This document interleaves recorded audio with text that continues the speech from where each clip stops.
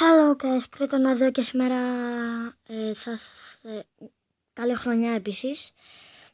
Σας καλό Πάσχα για να είμαι δεύτερος μετά τον 2J. Και σας να μου πείτε, να μου γράψετε στα comments να κάνω challenge με φίλους, δεν ξέρω, μόνος. Αλλά θα ήθελα να μου γράψετε να κάνω ένα challenge. Θα ετοιμάσω και βίντεο με πρόγραμμα του καναλιού, θα το δείξω.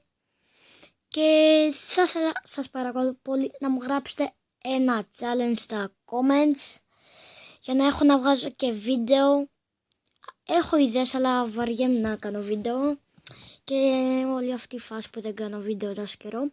Και γράψτε ένα comment κάτω στα... ένα challenge κάτω στα comment. Τέλος πάντων, γεια σας!